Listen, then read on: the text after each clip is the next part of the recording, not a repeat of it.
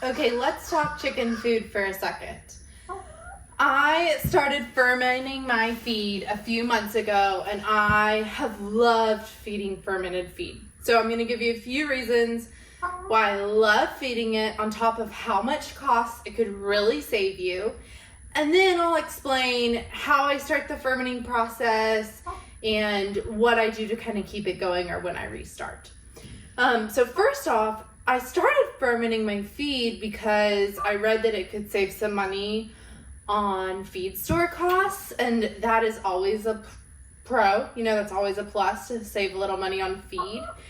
And it does. Fermenting your feed doubles the size of your feed, or the size of your feed.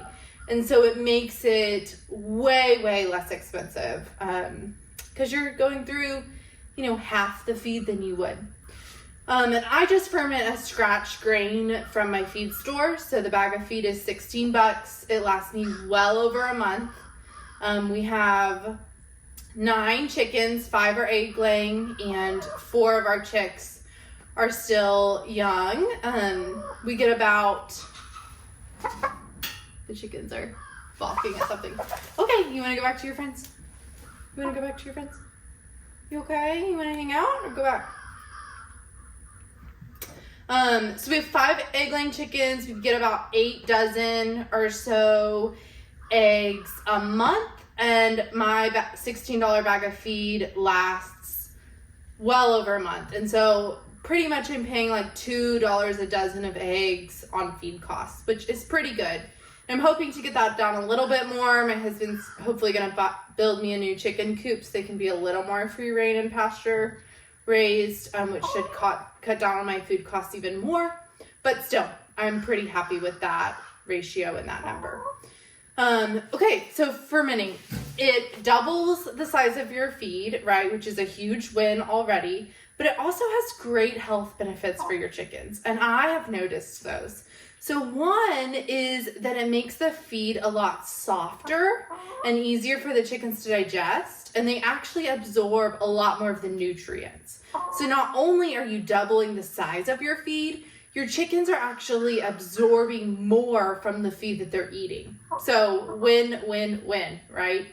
Not only is that, but when you ferment anything, humans eat fermented food, right? We drink kombucha, or we eat like a probiotic like yogurt, or something that's been slightly fermented. Sauerkraut is really good for us. And that is because it's super good for your gut. That healthy bacteria is really good for your gut. And the same thing for chickens. So it builds their immune system. It's a natural, gut protectant, and it creates a lot less diseases in your flock, which is great, and makes them stronger, healthier chickens. When you have stronger, healthier chickens, right, your eggs are better, of course. And so I've noticed that my yolks have gotten a lot darker color, which just means they're richer in minerals and vitamins and nutrients and all that stuff for us. So fermenting my feed has done so many great things. It's cut down on my feed costs significantly. It's been a lot healthier for my chickens. It increases the quality of your eggs. And yeah, altogether I'd say it's a win. And also my chickens love the taste. So they really do. You can't really overfeed fermented feed. You can't overdo it. But I will give them like the regular feed, once a week or every so often, just to kind of mix it up for them. But you don't necessarily need to do that. Like, you can always feed fermented feed. All right, let me show you how I make my fermented feed, how I maintain it, and then anything you want to watch out for are the dangers in feeding fermented feed. Here is my fermentation process from start to finish. I buy this bag of scratch grains from my local feed store, but really any type of chicken food will work. But this scratch grains runs me about $16 a bag, and again, this lasts me well over a month, especially when it's fermented. So I start with this, and I start with a 5-gallon bucket. Anywhere, this one's just from Tractor Supply, and it's brand new. From there, I take my feed and I scoop about as much as you want to start with. I'm going to start with a bucket or 2 of feed into this Tractor Supply bucket.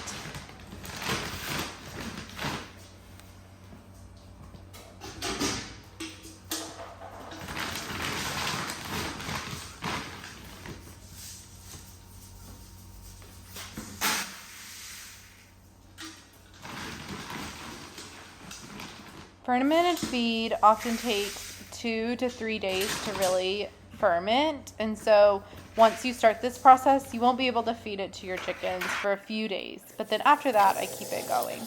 So from there, I fill up the bucket where all the grain is covered in water, and there's about 1 inch or 2 over the end of your grain. So you want 1 inch or 2 of headspace of water in your bucket.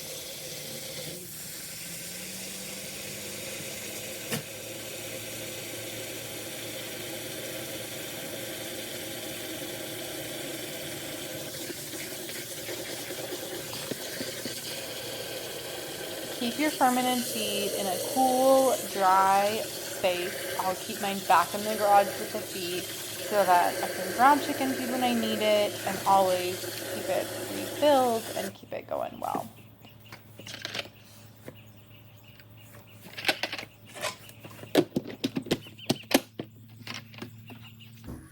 All right, I've been on this bucket of fermented food for a few weeks now. And this is my daily routine that I do it every day. So once it's started, you'll see it starts to just have a little bit of bubbly, and it doesn't smell bad. It smells a little fermented, and it smells like a little sweet or fruity, but not a bad smell. If it's a bad smell, then your fermentation has gone bad, and you can add some apple cider vinegar to it to kind of bring it back. Remember, always use apple cider vinegar with the mother. And you can add some of this even if it doesn't smell bad, but just add a little bit. It just kind of neutralizes some of the fermentation and, I don't know, gets it back on track. But I just add a little every week, or again, if I start to smell like a foul smelling taste.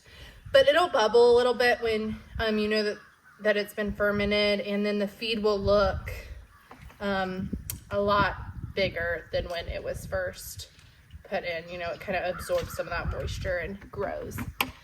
So every day what I do is I just dump a new kind of scoop of the scratch feed into my bucket, and I add a little more water.